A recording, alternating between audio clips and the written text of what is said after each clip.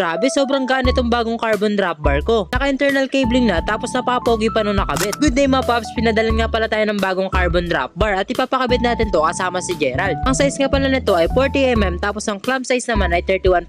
Kailangan nga din pala nito gamitan ng torque wrench para tama yung paghigpit ng mga tornilyo. Kapag nasobrahan kasi tayo sa higpit ay pwede itong mag-crack. Dumayo pa nga pala ako dito sa San Mateo para dito kay kuya ipakabit. Kampante kasi ako dito magpaayos dahil nakikita kong gumagamit sila ng mga proper tools. Good price din yung single nila sa labor dahil quality naman at hindi minamadali yung trabaho. Nahirapan nga pala si kuya sa pag-internal cabling nito. Kailangan ko din bumili ng bagong cable at housing dahil kapos na yung haba nung iba. At sa part na to ay nakabit na ni kuya yung drop bar. Excited nga pala ako sa kakalabasan nito dahil kakaiba din yung style ng drop bar na to. Oo nga pala, ito yung pangalan ng bike shop nila. Ang ganda rin ng pwesto nila dito kasi malawak at malilim dahil nasa ilalim ng puno. Sa part nga pala na to ay binabalik na ni kuya yung mga cable sa FD at RD. Tapos tamang nood lang ako dito para makakuha tayo ng mga idea kung paano sila magayos. At maya lang itinawag ako ni kuya para ipacheck kung tama ba sa akin yung taas ng STI at yung baba ng drop bar. Pinabalik ko nga din pala ng konti yung STI ko dahil doon ako nasanay mga paps. Sinaswabe, naka-internal cabling na, di na magulo tignan yung mga cable ko sa harap. Binabalik na nga lang pala ni kuya dito yung bar tape. Solid na pakangas ng drop bar na to, di kasi siya tulad ng iba na flat straight talaga yung bandang taas. So kung nagustuhan nyo nga pala itong drop bar na to mga paps, ay ilalagay ko na lang dyan sa yellow basket. Yun lang, salamat sa panonood, ride safe palagi.